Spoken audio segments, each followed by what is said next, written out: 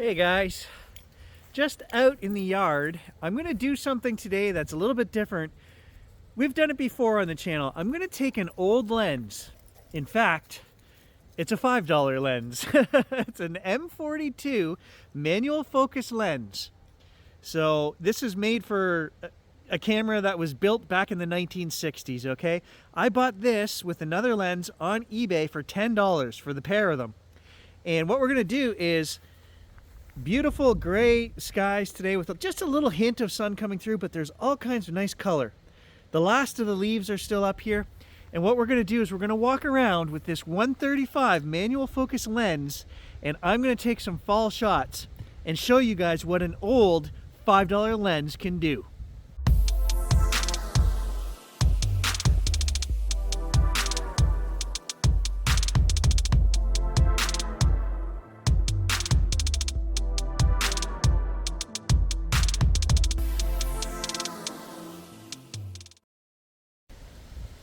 Look at that lighting today. It's beautiful. We've got the dark, overcast skies, but there's sun behind us.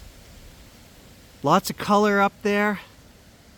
So Gerald and I had a discussion yesterday about 85mm lenses, and he mentioned to me that he wanted to buy an 85 f1.4 lens, which is a nice wide open aperture, means the backgrounds are completely blurred out.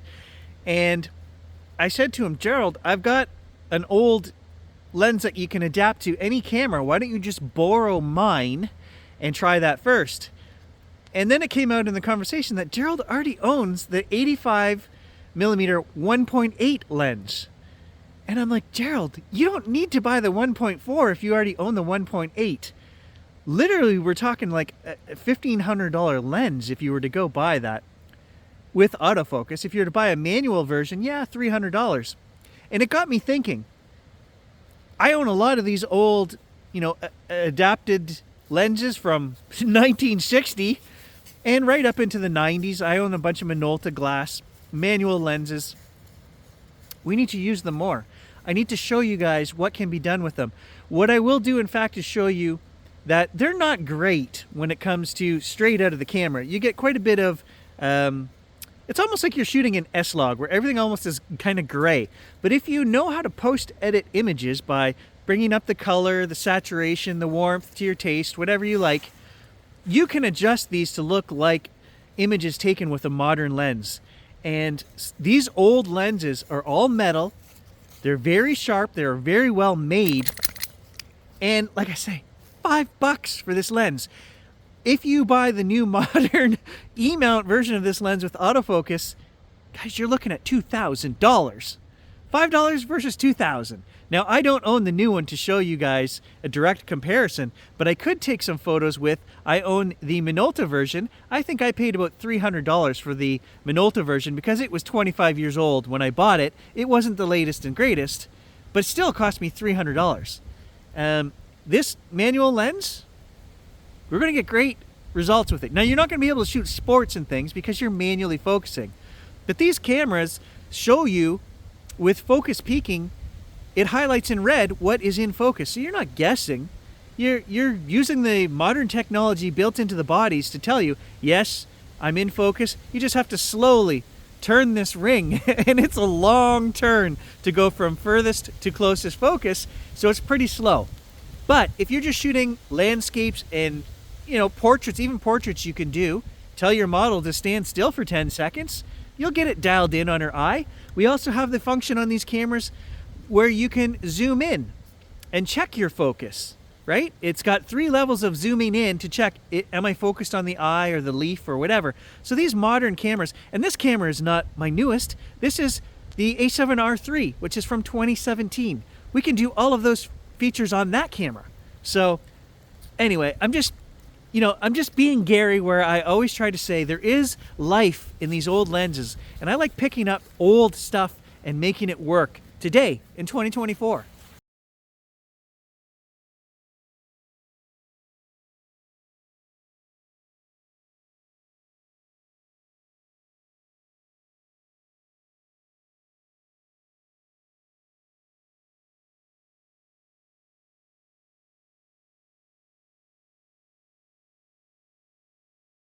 In fact, it's so strange out here right now, guys. The sun is coming from behind my house, but it's raining.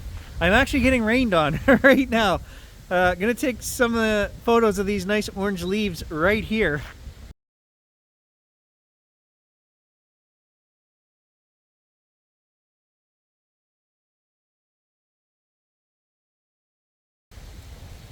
You guys see those raindrops? I am getting hit right now. Gage is over here shaking. Hey, were you shaking it off like you were wet from the rain? Now you can see the rain. We've lost that bit of sun that we had. I'm still gonna look for some color over here in the tree line. Nope, it's dark. We've lost that glorious light that we had.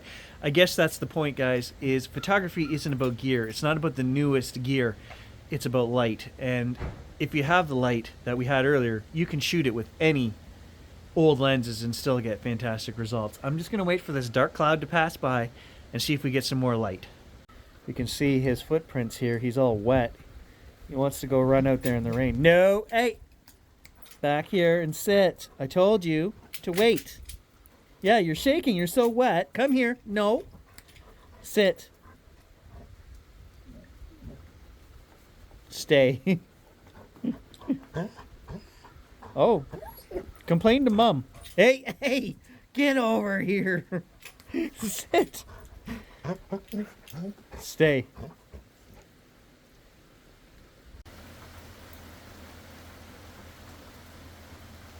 So I was just in the backyard. You guys can see the light is a little better back there.